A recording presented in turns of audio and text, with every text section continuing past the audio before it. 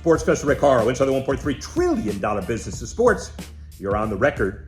A retreat for the sports industry in Maine. Lucky enough to be part of it. We're talking about every kind of sport, and it is exactly the time you need to do it. The baseball playoffs soon to start, NFL, college football. Where is NIL? Where are all college sports? And how about basketball and hockey coming up? And the final golf event of the year, and then the Ryder Cup, and how about NASCAR? We got a lot to talk about, so let's get right to it. First of all, talking about the opening drive, the 5 events over the last couple of weeks. Number 1, NCAA slapping Michigan football with a massive $20 million fine and show cause penalty. Financial penalties, no postseason ban, but clearly Coach Harbaugh can't come back, won't come back. He's fine in the pros. Sharon Moore, a 2-year show cause, and an 8-year show cause for Connor Stallions, the guy who supposedly did the sign stealing and moved to the next level. The end of the day, Michigan facing some significant penalties and maybe fines and revenue forfeitures that'll cost over $20 million. We'll have to see how it all shakes out. That's number 1. Number 2, the turbulent media landscape. Paramount's $7.7 billion new deal with UFC, attempting to reinvigorate the streaming industry and subscribers for Paramount Plus. At the same time, ESPN has its app and its bet tab and its firewall. They're announcing the redesigned structure at the end of the week of August 21. The idea is to make sure that betting generates significant revenue, but doesn't get into the entire set of regulations that would be caused if they were completely vertically integrated. Those two compel future revenue and media issues as we go forward. That's number 2. Number 3, the ATP, ahead of the U.S. Open, announced a $18.3 million profit-sharing plan from the 1,000 level events after the 2024 Masters Series, including a 177% increase over the previous year, a 25% extra on top of the season core in terms of financial bonuses, $30 million for its Series 500 events, and other bonuses too. It's quite clear the ATP wants to throw money around ahead of any governance controversies before the U.S. Open. That's number 3. Number 4, an interesting development. LA 28 breaks Olympic traditions by allowing venue rights to continue for the first time. Concast Squash Center, Universal Studios having it, the Honda Center in Anaheim, up to 19 temporary venues, also eligible for sponsored naming deals prioritized by Olympic partners. It was that you couldn't do that, and the generic name of the stadium had to happen, even though everybody knew what the stadium could have been.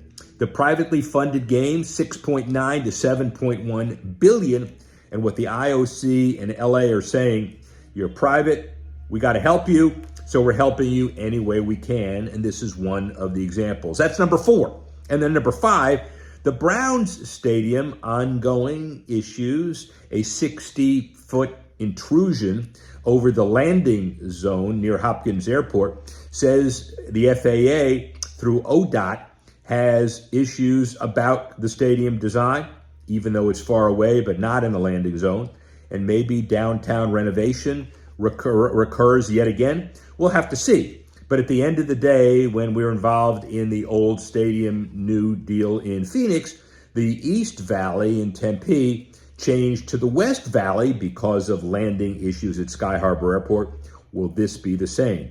In Chicago, urban versus suburban. How about Washington and RFK? Stadium issues around the country are not done.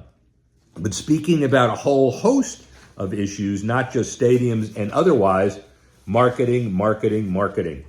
Friend, co-author, Syracuse University, endowed professor of sport management at the David Falk School, Falk College of Sport and Human Dynamics.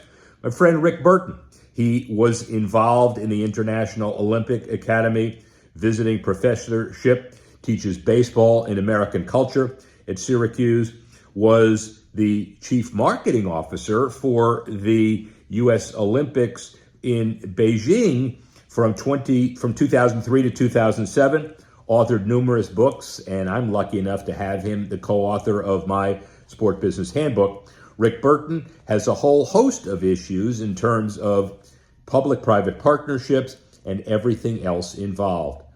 I give you Rick Burton. Sports professor Rick Horrow, inside the $1.3 trillion business of sports, obviously on the record with iconic CCON participants, Sports Entertainment Innovation Conference, second annual USA Today sponsorship as well, over 100 speakers, over 500 attendees, and it gets bigger every year. One of the shining lights from the Syracuse perspective is my friend and co-author, although he's written many more books than I have, Rick Burton, the David Falk Professor of Sport Management at Syracuse University's Falk College of Sports and Human Dynamics. So many more. We'll get into it in a little while. How are you doing? I'm doing great. How are you? I'm wonderful. It's good to be back in Vegas with you. Good to be back in Vegas. With me or you, I'm not quite sure. It's good to be back in Vegas. We'll have to see. Your history is a combination of academia but practicality. And when you look at your agenda, you're one of the few people that actually pulled both off successfully. You were the head of the Warsaw Sports Marketing Center at the University of Oregon for 8 years, 9 years. Something like that. And talk a little bit about that and then the evolution into the Burton Marketing Group. So Jim Warsaw, who was a great pioneer in the sports industry, was with a company that really got first into the business by creating ceramic ashtrays of Wrigley Field. This goes back to pre-bobbleheads. And I got one of those ashtrays. Do you? Those are fantastic. Rare as hell. Yeah. And then they did bobbleheads and they did baseball hats, and they ultimately sold the company to Nike. But Jim Warsaw endowed the Warsaw Sports Marketing Center at the U of O, and I had the great good fortune to become a part of that and to be the director and the executive director for a couple of years. And just go Ducks. That's the best way to put it. Well, that's one of the ways to put it. And then the evolution, other stuff. But obviously, the CMO of the USOC, that must have been a trip. Yeah, I mean, Beijing 2008 was pretty amazing. And first, I think the most medals won by the U.S. team in a fully contested Olympics, I think, at the time. And yeah, I mean, it was a coming out party for China at the time, 2008, a long time ago. And what an experience. Peter Ueberroth was the chairman, and I loved kind of every minute of the USOC then. Now it's the USOPC experience. And there's a lot that's going on at the USOC between then and now. Most good, yeah. Some turbulent. Yeah. And so you still have fond memories of those days. Yeah, it's something where you've got, National Olympic Committees, the NOCs, and then you've got the NGBs, the national governing bodies, and the international federations. And it's crazy out there in the Olympic space. But the people who work in it, I think, are completely dedicated to the countries that, they represent, and they want the best for the athletes who come forward. Let's talk about that for a few minutes before we go on. Thomas Bach, the change in leadership, now we've got other changes. Are we feeling like the International Olympic Committee is making appropriate progress? Diversity, obviously inclusion, but also all of the other issues that need to be cleaned up? Yeah, I think so. New female head of the IOC, which is great, and a lot of new events that keep getting put in. They're trying to keep the games young. You'd laugh and say how many people are into modern pentathlon, and I think they've not traded that out, but they brought in rock climbing and surfing and things that downhill crashes, and so I think nice description, by the way. That was exactly. really good. Right. Yeah, to show that I'm not up to speed on what that event is actually called. Success. Yeah, very well done. But I think that the Olympic movement is something that the world takes great interest in. Every 2 years, if you're going to go cycles of winter, summer, and then you have the World Cups that kind of balance that out. FIFA World Cup. Yeah. So. We'll get to that in a minute, but I think the Olympic movement, everything that it stands for, is just fantastic. Yeah, and building on it. I mean, we have now, as part of CCON, by the way, CCON, an amazing event. We'll get back to all of this in a minute, but second year, bigger than last year, diverse, worldly. This is now quickly evolving into a conference that people can't afford to miss. Yeah, I think that's right, and it's in a great location. You can't not like Vegas and everything. And yesterday you moderated the panel with the mayor from Oklahoma City and two really movers and shakers from the Las Vegas scene. You got the A's coming. You already have the Raiders and the Knights. You got UFC, Formula One. Why wouldn't you want to come to Vegas to see what's going on? And the evolution of this conference, as a little bit of an aside, you have two varied academic institutions from two different conferences aligning to make this great. Syracuse has become the natural leader in sports academia, and UNLV for hospitality academia. Yeah, I think that's right. And Dean Jeremy Jordan from the Falk College spoke yesterday at the session you moderated, and he talked about the fact that Syracuse has created the first college of sport at a research institution, and really excited about that. Sport management, sport analytics, esports, nutrition, and exercise science, all in one. But the collaboration with UNLV is fantastic, and it's something that he mentioned yesterday. A lot of universities don't work together. They see each other as competitors. This is a collaboration move. You know, back when I was growing up or trying to get into the field, which was easy because there was no such field, and a little older than you, we won't talk about that much, but the only way you could call yourself as agent is you had some poor schlub referring to you as an agent. Right. And now it's $1.3 trillion and even more as far as dollars. 415 institutions that I've seen that have sports law, business, marketing, administration, but nobody that has attempted the cohesion as Syracuse has done, which is laudable but incredibly unique. Yeah, I think it is, and I'm excited for what's going to happen in the future. I'm going to sneeze here in a minute, and hopefully not 2 or 3. God bless you. By the way, normally, if he sneezes in 3, I'll start singing again, because the bottom line is Rick is a good friend I've covered for his various intellectual and physical maladies for so long, and I will continue to do that. Yeah, so go I on think with for, Syracuse. For a university to make the commitment, and a lot of credit to Kent Severud, the chancellor at Syracuse, saying this is such a dynamic field, and as you just mentioned, trillion-dollar industry, and so many arms and legs going off of it: architecture, law, sponsorship, broadcast, digital platforms. And we're going to see it in, augmented and virtual reality, AI, every aspect of kind of the technology world. And by the way, Wildhack doesn't hurt as the AD. John right? Wildhack, I mean, that's amazing. such a great executive, came over from ESPN to run the athletic department at Syracuse. So yeah, I think exciting times ahead for the whole college landscape. Now that you have the House settlement and really all the NIL activity that the athletes are now able to leverage. Before we get back into the substantive piece, you have just officially retired as a professor? I have, although I'm staying on and teaching this fall, co-teaching with legendary Hall of Fame basketball coach Jim Boeheim. And we're going to have a class called From the Bench to the Boardroom. And I think that's going to be a great chance to take advantage of Jim's 50 years really in coaching and everything that he's seen. I don't know if I had this conversation with you, but it's on the record. Am I formally invited to at least participate in one? Please come sit in. Be a guest speaker. I will. That's what I was sitting in to watch you. I've done that enough. But I would love to be a guest speaker. But the thing is, you got to route through Syracuse. And how often are you on the East Coast? Well, now I'll be there once. I'm at Harvard all the time. So it's, there you go. Come to Syracuse. It's that far on the map. It's not that It'll be far. pretty easy. But No. I ain't coming in December or January. No. I'm sorry. That's Come okay. in September or October. It's Deal. a beautiful time. I'll pick a home game. All right. That'll be perfect. Yeah. Deal. We got it done. Ladies and gentlemen, we're done. No, I guess we got other stuff. We got to cover. We got to do other diversity. Tell me about your commissionership of the Australian Basketball League. Yeah, great. That's huge. Great opportunity to be a part of, a smaller league. I think at the most we had 12 or 14 teams, and we actually became the first league in the world that I know of that put a team in Asia. So we had a team in Singapore, a team in New Zealand, and 10 or so in Australia: Sydney, Melbourne, Adelaide, Brisbane, Perth. It was a great opportunity for me to kind of have the chance to work on all the things that commissioners work on. You stop, all right, let's assume you walk the streets of Perth. Do people kind of mob you for an autograph and that stuff? They do not. And basketball is nowhere near as big as Australian rules football or the National Rugby League. But it was great being there and having the chance to work in pro basketball in that kind of a setting.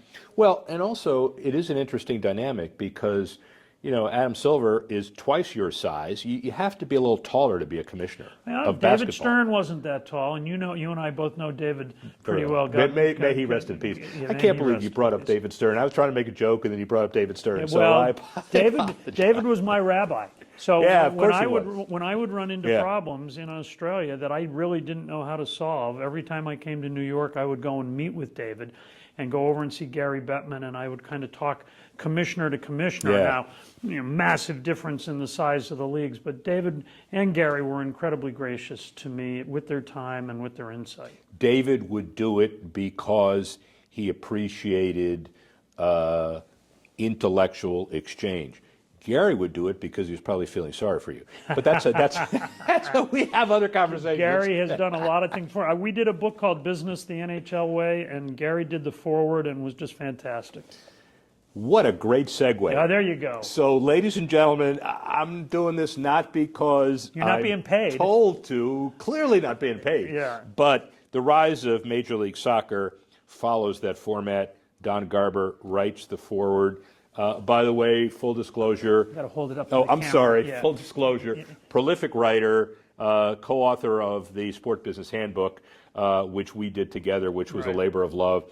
I've written 4. You've written about 90? No, nowhere near that. But many. Yeah, a couple. Yeah, a couple. But tell us about the book and tell us about this and the World Cup and Don Garber and how you put this together. Yeah. It's an amazing book, and the timing is great coming off the Club World Cup and going into the real one. Well, that's it. And I think we looked at everything that's happened in Major League Soccer over the last 30 years. So you had the World Cup here in 94. Right. MLS gets off the ground 95, 96.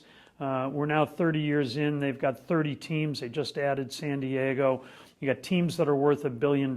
You've got the second largest attendance profile in the world. So kind of most soccer aficionados are going to talk to you about the English Premier League and the Serie A and the Bundesliga. Right. MLS is really becoming really able to fight in that space. And Lionel Messi, who is on the cover. Sorry. I should. What does it say? Hold up book for 45 seconds? Yeah, exactly. No. But, to have the GOAT, to have the greatest player really of the modern era come and be a part of MLS, just amazing. And I think that it speaks to what Don Garber has done for Major League Soccer over the last, now I think he's been there 25 years since coming over from the NFL. And it is an incredible engineering feat because as he negotiated the Apple revenue split off the top. Huge. And the idea of that company carrying the revenue and media days for Major League Soccer, some dark days when it was announced, never worked, this, that, and it's working. Yeah. And the bottom line of then cutting a sub piece for the Messi transfer, and players may not like it. At the end of the day, if you don't like it, go play somewhere else because all of a sudden your value is that much higher. And it's amazing. There's more than 100,000 pro soccer players in the world, and you don't see that obviously in Major League Baseball or the NFL, but soccer is the world's game. And so we thought, what a great story of what MLS has achieved in the last 30 years, and it was fun being able to dig into it. It says, put book down. All right. Put book down. No, obviously, you should be very proud of it. What's ahead?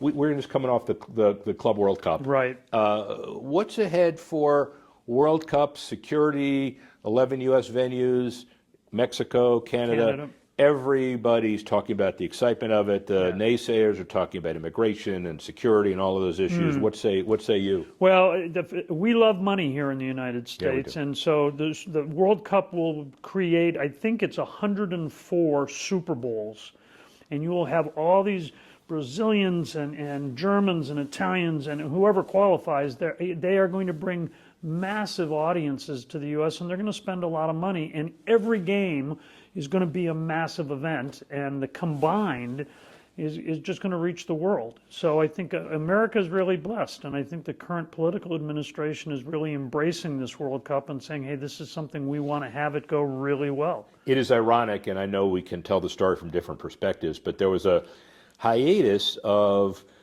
how do we fund the security aspect of the deal that Jared Kushner negotiated and signed for FIFA, and then get it to a point where America was going to come and be responsible for this? The answer is, well, Donald Trump, stroke of a pen, getting it all done. Yeah. So my sense is that sky is the limit on all of that, right? Yeah, I think it's going to be very safe games, and I think you're going to see, obviously, the best football, soccer in the world, and I think that it's exciting that they've expanded the field, more teams than ever before, and then when the World Cup ends, Major League Soccer is still going to be there, so this rising tide between the CONCACAF Gold Cup, the FIFA Club World Cup, and now the World Cup, all of that's going to benefit MLS. I got two more quick questions. Sure. I know, but speed this is dating. I'll give you fast answers. well. The answer is no if the speed dating is the Yeah, context. exactly. So, baseball and American culture.